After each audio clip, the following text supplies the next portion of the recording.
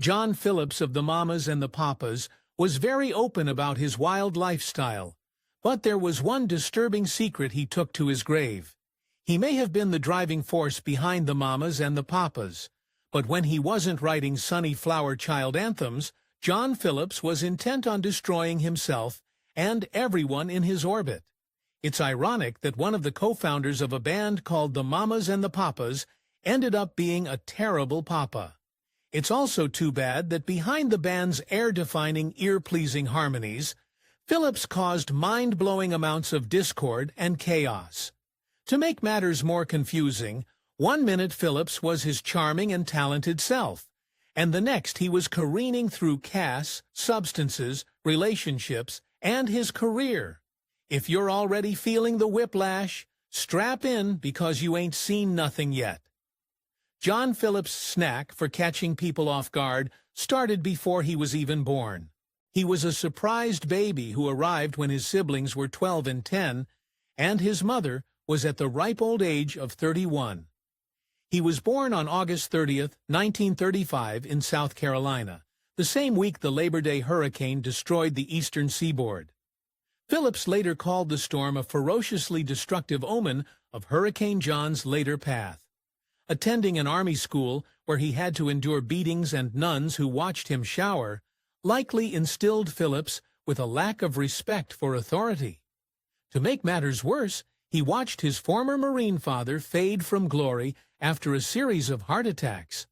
Phillips would find him languishing on the putrid basement with his uniform out of place and bottles littering the floor.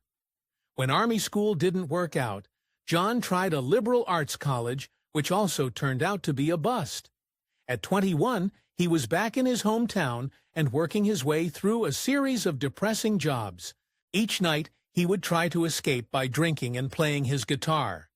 But one night, fate had other plans. One lonely evening, he ended up running into his old high school crush at a bar. And to his joy, she was still single. Phillips and Susan Adams, a well-heeled descendant of John Adams, hit it off, much to her parents' dismay. Before they knew it, Susan was pregnant. The couple decided to wed, but that didn't stop Phillips from shamelessly running around with scores of other women. Their son Jeffrey was born on December 13, 1957, and by the new year, Phillips had left. However, this wasn't the end of their story. Even though Phillips had recently lured his wife 4,800 kilometers away from her home to try to work things out, his newfound obsession with his slinky California fox, Holly, met the end of the marriage, and in 1962, John and Susan divorced.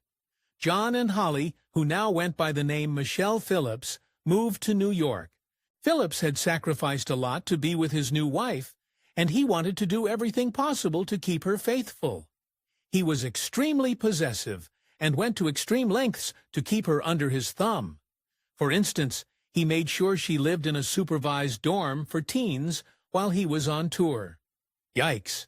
He also got her to turn down a teen modeling contract. Controlling much?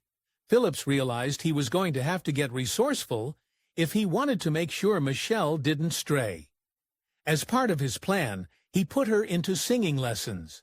Before long, the couple were making beautiful music together alongside Cass Elliot and Denny Dougherty as the Mamas and the Papas. On one autumn day in New York, John, as high as a kite, shook Michelle awake and asked her to help him with a song. She tried to go back to sleep, but he insisted, "Help me now. You'll thank me for this someday." He started to sing the now iconic lyrics, "All the leaves are brown and the sky is gray," and then she added some of her own lines. From that point on, pop music and their lives would never be the same. John Phillips was right, at least about Michelle owing him for giving her a co-writer credit on California Dreaming. The world had never heard anything like the breezy four-part male-female harmonies, and the song became the first of many huge hits. It's too bad Michelle had a strange way of repaying the favor behind the scenes. The Mamas and the Papas produced hit after hit, but there was trouble in paradise. Michelle couldn't keep her hands off bandmate Denny Dougherty, even going as far as playing footsie when John was in the same room. To make matters worse, bandmate Cass Elliot, who was also in love with Denny, finally confronted Michelle with a heartbreaking question. "You could have any man you want. Why would you take mine?" It seems John Phillips never met a double standard he didn't like. It was fine if he was unfaithful, and it was fine if he mixed business with pleasure, but not Michelle. When he finally found out about her and Denny's affair, he had a hot-headed reaction. He told Michelle that sleeping with the group's tenor had crossed the line.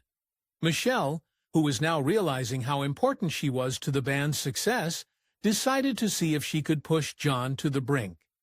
The 60s were a time of blurred lines in the name of free love, baby. It did matter that John and Michelle were living apart, or that John had a new model, social-like girlfriend. Michelle still knew how to hit him where it hurt. She decided to start an affair with one of John's rivals, Gene Clark of the Byrds.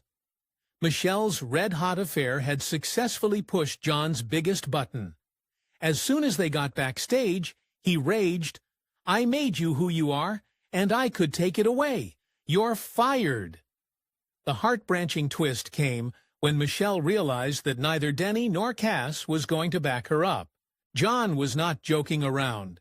He immediately got Jill Gibson to take Michelle's spot. After only 2 months, however, the group forgave Michelle as she was back in the band.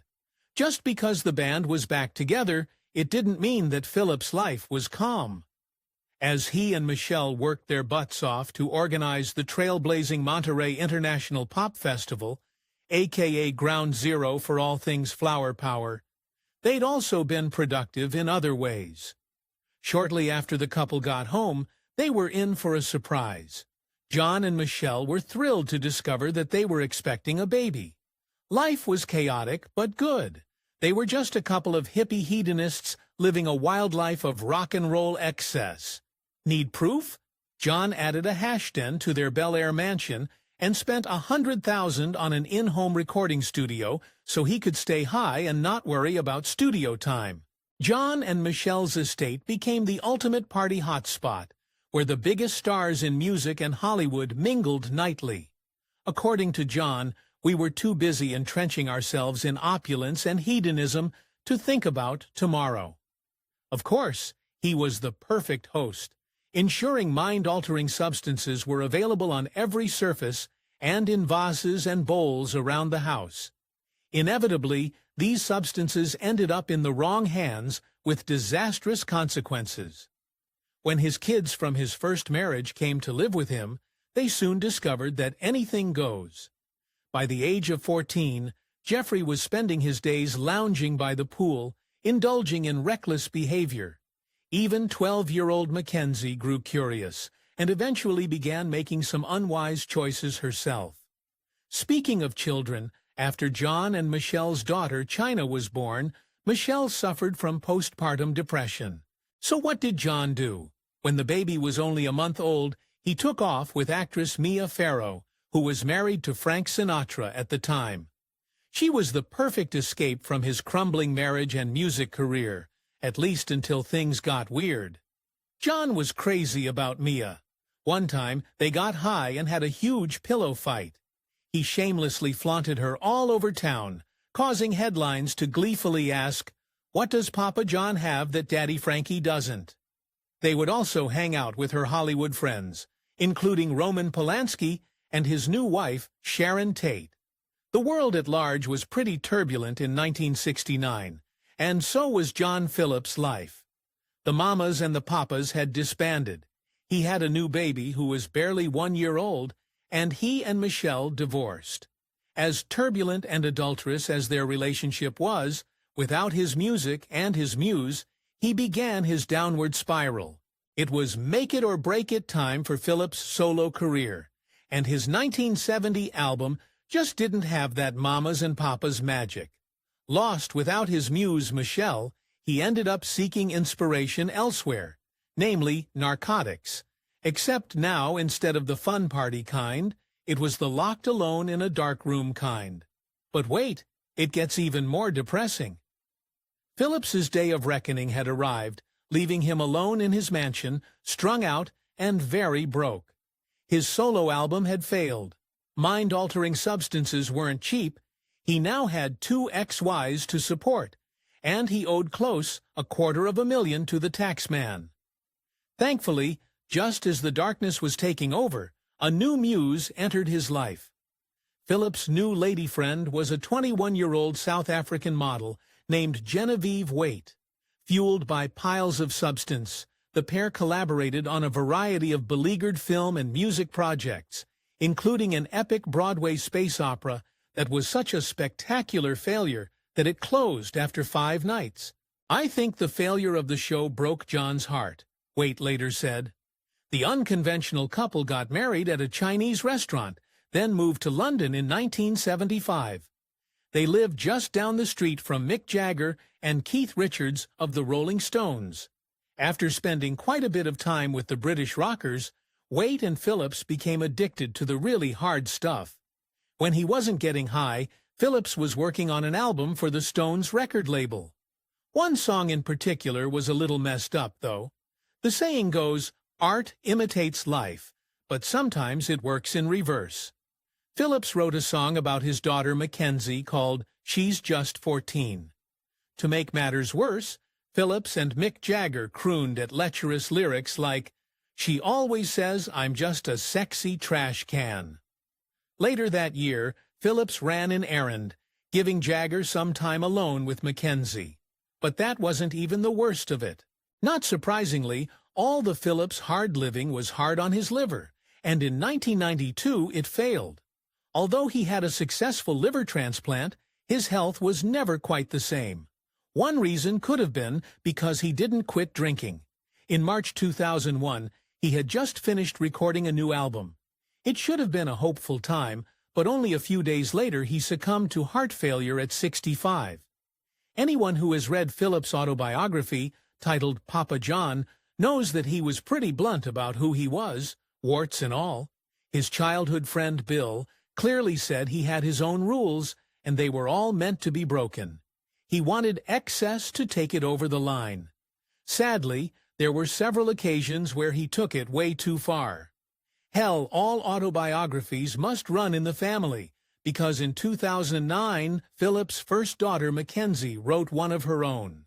Titled High on Arrival, after a line in her father's lecherous song about her, "She's Just 14, the book contains some pretty explosive revelations, and the most eye-opening one involved her father. When Mackenzie's memoir came out, she went on the Oprah Winfrey Show to talk about it, and her revelations sent the world reeling. She revealed that in 1979, she woke up from a substance-induced haze to find her father behaving inappropriately toward her. Sadly, this was not an isolated incident. According to Mackenzie, she and her father had an abusive and intimate relationship that lasted 10 years. Incidents would happen while the pair were under the influence of heavy substances, and the pattern only stopped because Mackenzie became pregnant. Because she didn't know if the baby's father was her father or her husband, she had an abortion. Mackenzie's father paid for the abortion, but it was the last straw. After that, she said, "I never let him touch me again." Mackenzie's revelations left the family in turmoil, though John's wives, Michelle and Genevieve, both denied the accusations. Michelle's daughter, China, believed them. Mackenzie revealed that she had forgiven him in 2001, just before he passed. Phillips was not too far off when, in his autobiography, he compared his life to a one-man trail of tears.